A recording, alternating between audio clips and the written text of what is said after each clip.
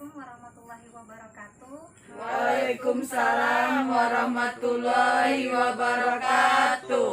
Alhamdulillah, segala puji bagi Allah sehingga kita semua masih dapat berkumpul ya Bu dalam pertemuan peningkatan kemampuan keluarga. Nah, ibu-ibu apa kabarnya? Sehat. Alhamdulillah. Sehat. Ananda sehat? Sehat. Teguh? Sehat. Putri? Pak Putri. Oh iya Bu, sehat kali. Alhamdulillah. Alhamdulillah sehat. Sehat, alhamdulillah. Om Sandy? Sehat. Sehat, alhamdulillah. Nah, Kayak suami istri. iya. Terima kasih ya Bu atas kehadirannya Bapak Ibu. Nah, pertemuan kita kali ini Bu mau membahas tentang perlindungan anak. Nah, Bapak Ibu pasti punya anak di rumah kan? Iya Bu. Nah, Ya. sebenarnya anak itu apa sih Bu? Apa dan siapa dia? Nah, anak-anak itu ya anak-anak. Nah, anak-anak itu siapa yang tahu pengertiannya anak-anak? Nah, Om Sandy, apa anak-anak? Apa itu pengertiannya anak? Anak adalah cucu. Bukan. Anak adalah seseorang yang belum berusia 18 tahun. Nah, Om Sandy usianya berapa? 17. 17 berarti masih Pelajar. anak masih usia pelajar, masih tanggung jawab orang Tua. tuanya. Kalau Kemudian yang abangan 18. yang abangan 18. Anaknya duduk yang bagus, lomba duduk yang rapi. Yo, lomba duduk yang rapi. Rapi. Pintar anaknya. Nah, jadi kalau anak-anak itu adalah usia yang belum berumur 18 tahun, termasuk yang masih di dalam kandungan. Nah, itu ada undang-undangnya Bu nomor 23 tahun 2020 tentang perlindungan anak. Jadi hak anak adalah semua kebutuhan dasar anak yang harus dihormati, dilindungi dan dipenuhi agar kesejahteraan dan jiwa anak terjamin dan dilindungi oleh undang-undang. Nah, coba kita lihat di sini Bu videonya. Kita nonton bareng Hak ya. dan kewajiban itu ada banyak macamnya, tergantung kita berada di mana dan sebagai apa. Sebagai anak, kita punya hak dan kewajiban di rumah. Sementara sebagai pelajar, kita punya hak dan kewajiban di sekolah. Orang tua kita punya hak dan kewajiban di rumah dan di tempat kerjanya. Guru-guru juga punya hak dan kewajiban di sekolah. Nah, sekarang ini kita memang tidak bisa berangkat ke sekolah karena mengikuti imbauan pemerintah untuk melakukan karantina mandiri. Sudah beberapa minggu ini kita belajar di rumah dari materi yang dikirimkan guru. Namun begitu, kita tetap harus menerima hak dan melakukan kewajiban kita di rumah. Lalu apa saja hak dan kewajiban kita di rumah ya? Cari tahu yuk. Ada beberapa hak yang harus kita dapatkan saat berada di rumah.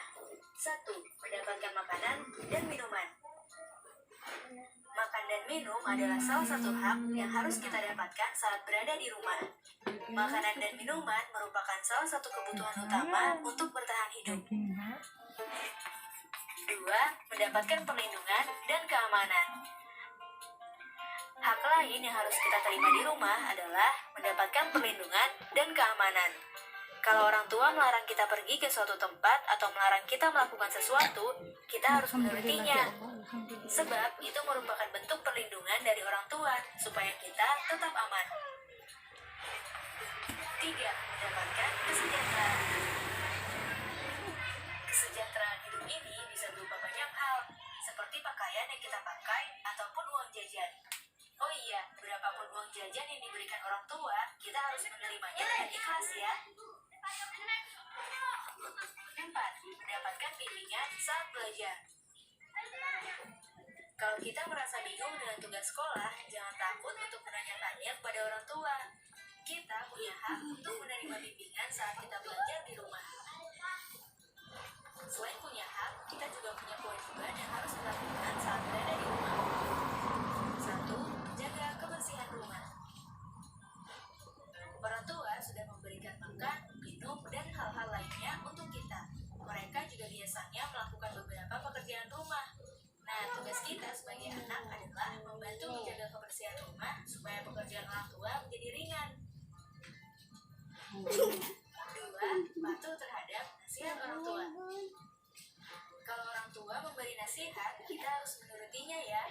Bagaimanapun juga, nasihat yang diberikan orang tua pasti untuk kebaikan kita. 3. Hormati, menghargai, dan menyayangi anggota keluarga.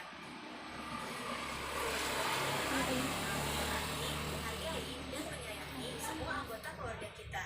Tidak hanya kepada orang tua, kita juga harus melakukan itu kepada kakak, adik, kakek, nenek, sepupu, dan anggota keluarga lainnya. Baik. Nah, sampai di sini.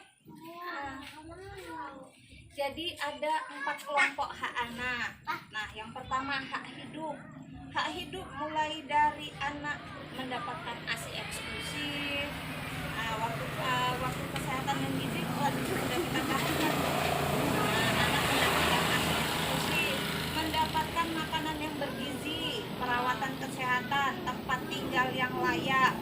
Nah, kemudian ada tumbuh kembang, misalnya dapat pendidikan mulai dari anak usia dini, kita masukkan ke sekolah PAUD, ke TK, taman kanak-kanak. Kemudian hak memperoleh kasih sayang di tumbuh kembangnya.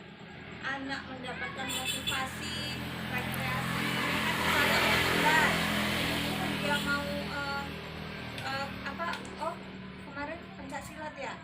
Nah, pencaksilat misalnya dia di kegiatannya untuk meningkatkan minat dia berenang, pencaksilat boleh. Kemudian ada keterampilannya, misalnya Mak Putri mau ikut kursus menjahit, Kak Putri, atau mau ikut kursus salon, didukung ya kan Mak Putri? Nah, kemudian ada perlindungan, tidak boleh diperlakukan kasar, diperlakukan secara fisik atau verbal. Verbal itu apa? Misalnya dikata-katain, dikasih merek, dikasih label anaknya. Nggak boleh ya Bu ya. Kemudian digunakan untuk kepentingan seksual dan ekonomi, seperti misalnya anaknya dijual, dieksploitasi. Kemudian dipenuhi hak hidup dan tumbuh kembangnya. Ada partisipasinya untuk misalnya keputusannya mau melanjutkan ke sekolah yang mana, memilih makanan atau pakaiannya asal sepanjang untuk kebaikannya. Nah, di sini kita perlu tahu anak harus bisa membedakan mana bagian tubuhnya yang boleh dan tidak boleh disentuh. Yuk, boleh kita berdiri Bapak Ibu. Ayo, stand up please. Kalau saya bilang kita ikutin ya Bu. Bagus sayang, bagus Pak. Anaknya bagus ya, anaknya bagus ya, anaknya bagus ya, anaknya bagus. Nah, mama yang tahu.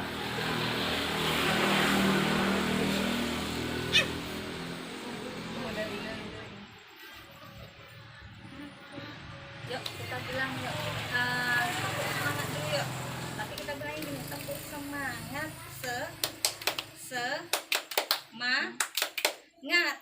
semangat, bisa? Semangat, semangat, bisa? Bisa. 1, 2, 3, tepuk semangat, semangat, semangat. Yuk kita mulai. Boleh disentuh, kepala, tangan dan kaki. Tak boleh disentuh bagian dalam. Bisa ya sih?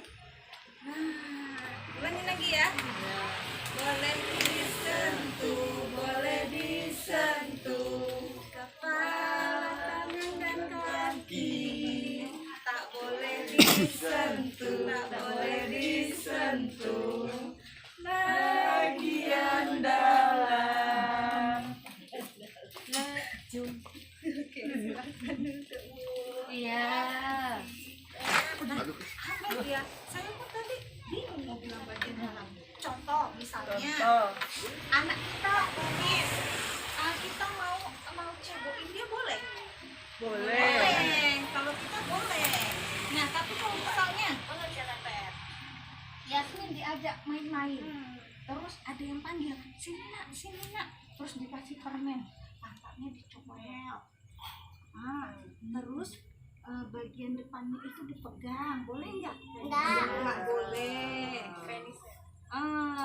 Berarti Pantang sama perempuan. pantang. Kemudian ada yang bagian dadanya dipegang, boleh?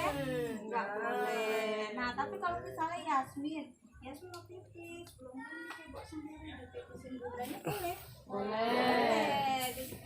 Dicobain sama tantenya boleh? Boleh. Tapi kalau orang lain yang Yasmin bukan bundanya, bukan tantenya, bukan ayahnya, bukan omnya, bukan neneknya, nggak boleh Pak. Ya? Tahu?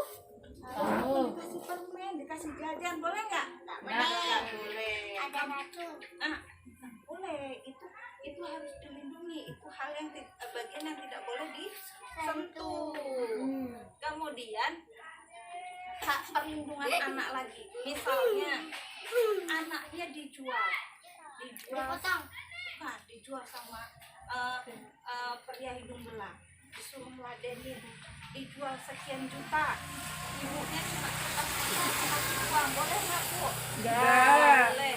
Atau enggak, anaknya nggak dijual, tapi di lampu merah anaknya jual koran, suruh mengemis di jalan. Ngajar itu. Mamanya itu keterbatasan ekonomi tidak memperbolehkan kita melakukan itu ya Bu ya. Kemudian kalau anak misalnya tidak didapat hal itu di rumah tapi di luar, tiba-tiba anak itu jadi pendiam, ternyata di sekolah diejein, atau ada pihak lain yang misalkan ada dari pihak luar yang memperlakukan tindak kekerasan seksual pada anaknya, tiba-tiba anak kita jadi tidak mau sekolah, kemudian tugasnya tidak mau dikerjakan, anak kita jadi murung, jadi pendiam. Hal yang ibu lakukan apa? Kita tanya sama anaknya Bu, pelan-pelan. Iya, itu tanya Putri. Mak Putri saya salut pendekatannya, bagus sekali. Iya, ditanya pelan-pelan, apa penyebab anaknya. Berarti kedekatan emosional anaknya bagus, nanti anaknya malu pelan-pelan diceritakan. Nah, kemudian ada contoh kekerasan fisik anak, misalnya cubit anak, menyiram air panas, membakar, atau ada yang memaksa anak untuk melakukan hal yang tidak diinginkannya. Nah, sampai di sini ada yang perlu ditanyakan Bu? Nggak ada. Nah, jelas ya Bu ya? Saya mau nanya Bu. Boleh Bu. Jadi kok seandainya kita ada tetangga atau keluarga yang ngalamin kejadian pelecehan seksual itu, ngadunya ke RT dulu apa langsung kantor polisi Bu? Memberikan fasilitas pendidikan. Sebelumnya Maka itu kewajiban kita kita boleh sekolah. Sebelumnya kita tanya itu anaknya dulu. Kemudian pendekatan persuasif dulu. Siapa yang melakukan? Kemudian trauma itu pasti ada. Kalau sudah kita tahu siapa pelakunya, kemudian saling bersih maafan. Kalaupun sebelum ke kepolisian, ada namanya Dinas Pemberdayaan Perlindungan Perempuan dan Anak. Nah, di situ akan sama-sama dimediasi. Begitu. Kemudian hal yang berpengaruh negatif kita amankan dari anak. Ya Bu, ya. Nah, sampai di sini saja pertemuan kita. Semoga anak-anak kita menjadi anak yang bahagia, jauh dari kekerasan fisik maupun kejiwaannya, seksual dan penelantaran. Contoh lagi, misalkan anak yang masih usia di bawah 18 tahun berhak mendapatkan pendidikan. Tahu-tahu anaknya tidak disekolahkan lagi oleh bapaknya, oleh orang tuanya. Nah, apa yang harus kita lakukan? Kita harus bisa menggandeng stakeholder di sekitar kita, misalkan dengan yang lingkungan sekitar kita yang bisa membantu untuk biaya sekolahnya. Alhamdulillah PKH kan sudah ada bantuannya ya Bu ya, untuk kategori anak sekolah, benar-benar dipergunakan, ibunya bisa mengasah keterampilannya untuk meningkatkan kemampuan keluarganya ya Bu ya. Sampai di sini saja, semoga pertemuan kita bermanfaat. Billahi taufiq wal hidayah, kita akhiri dengan hamdalah. Alhamdulillahirabbil alamin. Assalamualaikum warahmatullahi wabarakatuh. Waalaikumsalam